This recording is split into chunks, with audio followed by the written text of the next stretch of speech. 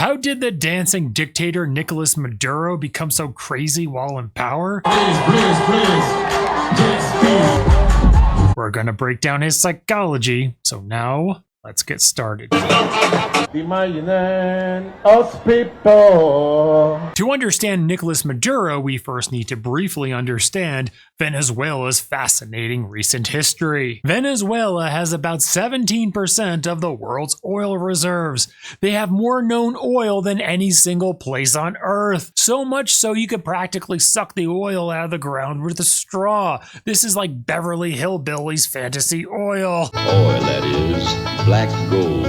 Texas tea. Therefore, in the early 20th century, the developed world's oil companies came in to extract the oil and pay the Venezuelan government a nice fee to be allowed to extract their oil. This allowed Venezuela to diversify their economy to not be entirely reliant on oil, which included founding many universities in their country. This all sounds wonderful. However, what do you think more universities cost? There's growing unrest in the universities. Many students are convinced that foreign investors, notably the oil companies, are taking more from Venezuela than they should. These students call for the nationalization of oil production. Yes, more critical idealistic thinking, where some Venezuelans started to believe that oil companies were taking advantage of them. This caused a cultural revolution where they slowly began taking control over their country's oil industry, until socialist Hugo Chavez was elected in 1998. He said he wanted to unite South America and wage a peaceful revolution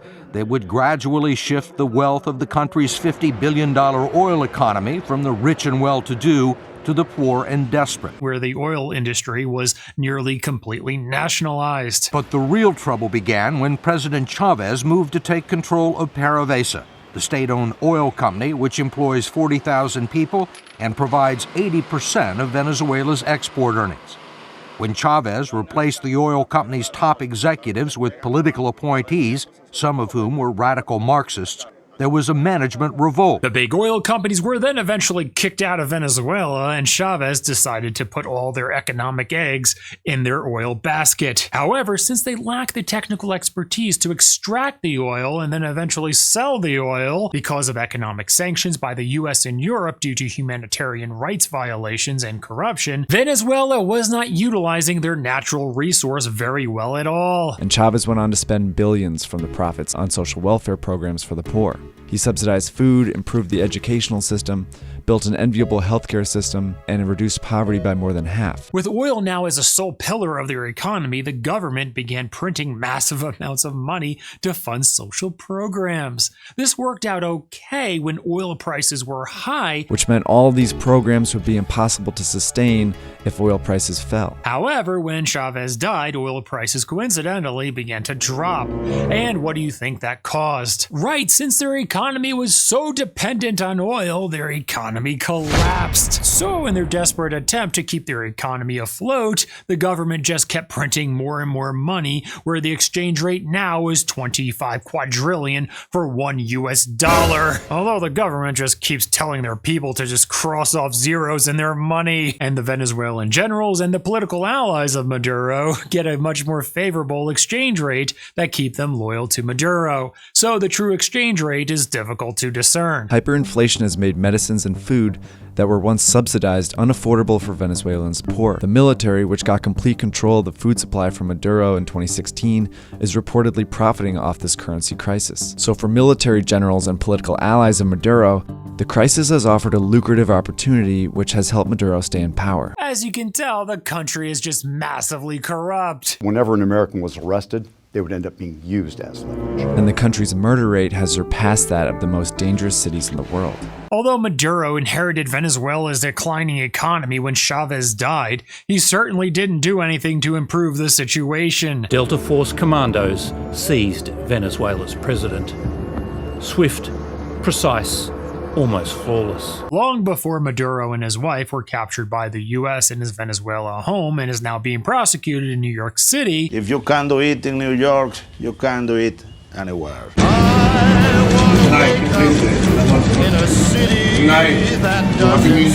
Maduro was a high school dropout and became a bus driver, and then founded the Bus Drivers Union. In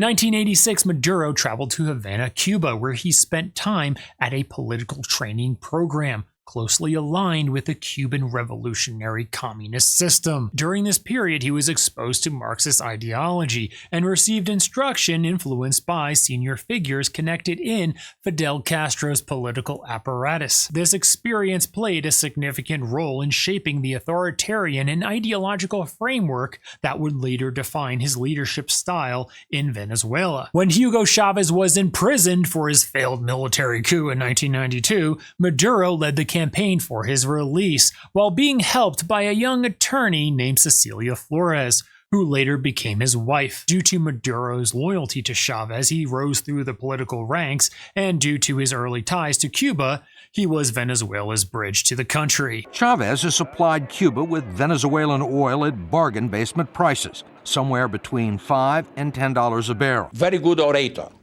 He's a snake charmer. He is a man that speaks to the multitudes and plays with them. He's a magician. I love baseball, Yankee Stadium, Shea Stadium. El hot dog, Frank Sinatra. And look closely, protected by those paratroopers, the man in the yellow tracksuit. He's Nicolás Maduro, Chávez's hand-picked successor. But Maduro's first act as interim president was accusing America of infecting Chávez. Despite having less charisma than Chavez and a failing economy, Maduro managed to stay in power. Do you know how? Yes, through corruption. Most fentanyl is produced in Mexico or China. And according to the DEA, Venezuela is not a major producer of cocaine either. But it is a transit route for it. But is it a matter of Maduro simply looking the other way? Or was he enriching himself from the drug trade? I believe the evidence is going to show he was enriching himself. It was much more than just looking the other way. There was direct involvement. You may be wondering why the military often psychologically sides with the dictator of these poorly run countries. The military has the physical force. Why don't they just overthrow the dictator? The dictator often gives military generals special economic benefits, so it becomes advantageous for them to continuously side with the dictator. This is one of the reasons why the military happily enforces anti-government speech so harshly. But Maduro's government remains intact. It's the same Chavista troops, it's the same Chavista government. It's just that Maduro's not there. A lot of people are just afraid to celebrate. The Venezuelan people shouldn't be held responsible for the actions of its president. Just then, off camera, a man told her, "You can't say that." He was wearing a hat with an emblem of the government civilian military force. It's because they don't want the citizens to collectively rise up against a repressive government that gives those in the military, especially the generals, such a privileged life. Ha llegado la hora de la recuperación económica y necesitamos. On August 4th, Venezuelan President Nicolás Maduro was apparently the target of an assassination attempt. An unknown group apparently attempted to assassinate Maduro in 2018 with a drone attack. Some believed it was the CIA, but probably not, because this drone attack was potentially catastrophic, but was carried out quite pathetically, with the drones missing their mark. Cell phone video captured a drone exploding in midair, and even one crashing into a faraway building. 2 blocks away, another drone is seen. It flies into an apartment building and crashes. In Western countries such as the United States, especially in recent decades, the military is often viewed as honorable, virtuous, an institution meant to protect the population. Few, the proud, the Marines. Hey, First Sergeant.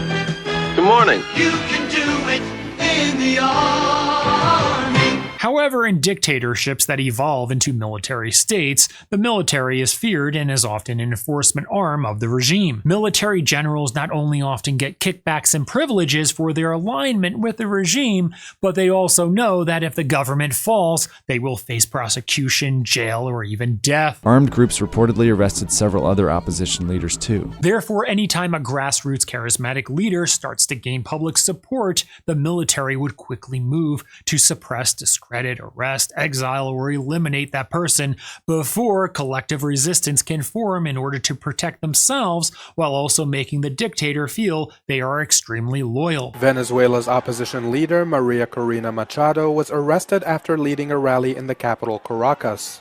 Her aides say she was violently intercepted by President Nicolás Maduro's forces as she left the rally on a motorcycle convoy with her security team. When Maria Machado was projected to win the Venezuela presidential election by a landslide, the government banned her from running because they said that she was corrupt. When another candidate ran against Maduro, the government claimed Maduro won by apparently fabricating the election results, even though it was obvious to everyone that Maduro was defeated. In 2024, he lost his re-election bid, but remained in power and forced the winner into exile. You may have seen this footage of Maduro allegedly challenging President Trump to capture him. Venga por mí.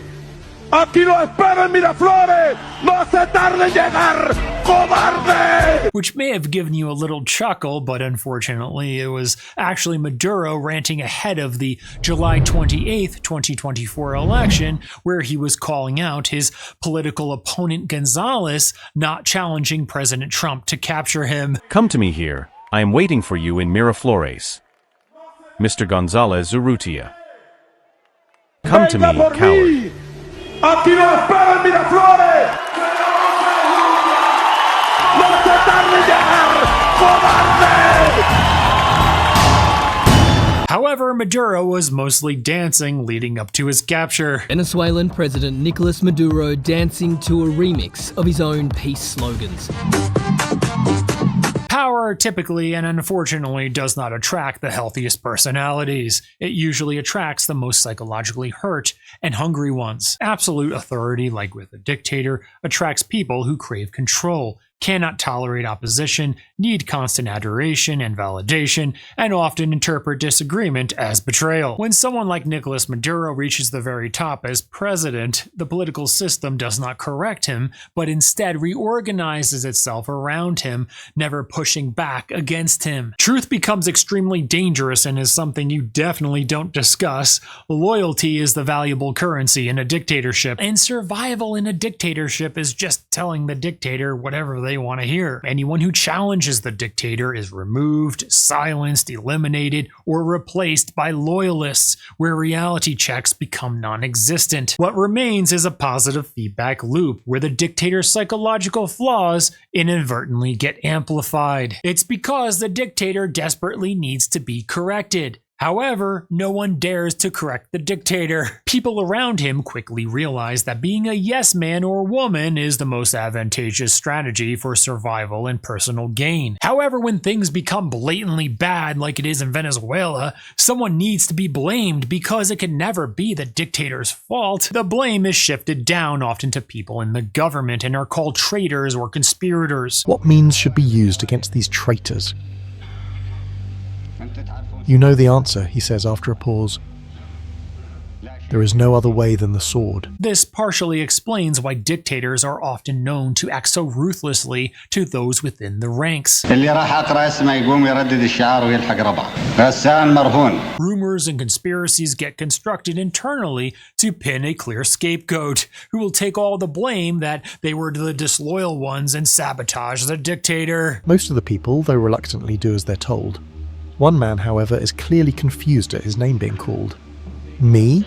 I haven't done anything, he shouts as he stands up.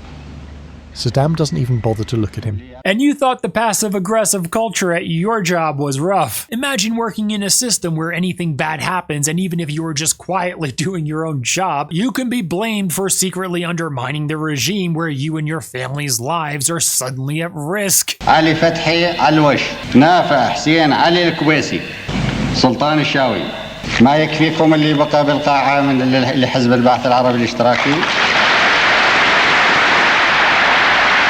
For example, no one dared tell Maduro that his constant public dancing in the months prior to his capture was probably not such a good idea.